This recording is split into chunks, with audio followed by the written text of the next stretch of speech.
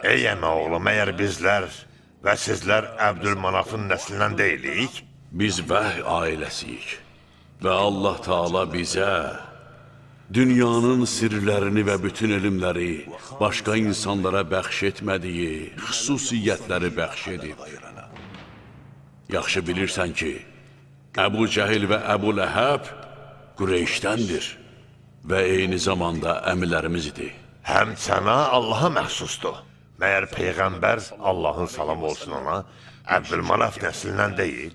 Belə ki, bütün insanlara ağı, qarası, qırmızısı istisna olmadan Peyğəmbər göndərilməmişdi. Sizə aid olmayan şeyə necə varis oldunuz?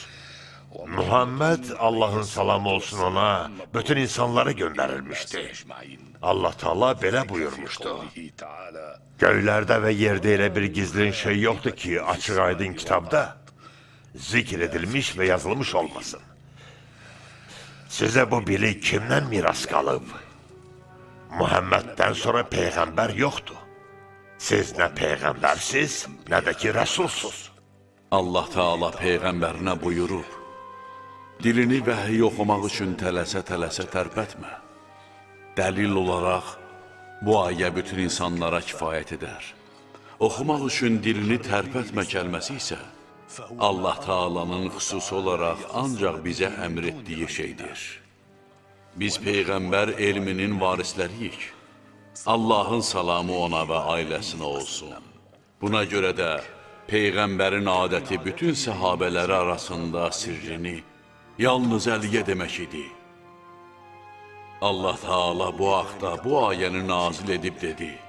Dərk edənlər onu anlayıb qulaqlarında saxlasınlar. Allah Rəsulu, Allahın salamı ona və ailəsinə olsun buyurmuşdu. Ya Əli, Allahdan istədim ki, onu sənin qulağına təlqin etsin. Buna görə də Əli əleyhissalam Küfədə demişdi. Allahın Rəsulu, Allahın salamı ona və ailəsinə olsun. Mənə elmin 1000 qapısını öyrətdi. O qapıların hər birindən 1000 qapı açılır. Allahın Rəsulu, Allahın salamı ona və ailəsinə olsun. Öz sirrini və elmini yalnız Əliyə deyirdi. Necə ki, Allah Əlini Peyğəmbər üçün ən hörmətli adam etdi. Peyğəmbər ümmətindən heç kimə vermədiyi gizli sirrini və elmini yalnız Əliyə verdi və o gəlib bizə çıxdı.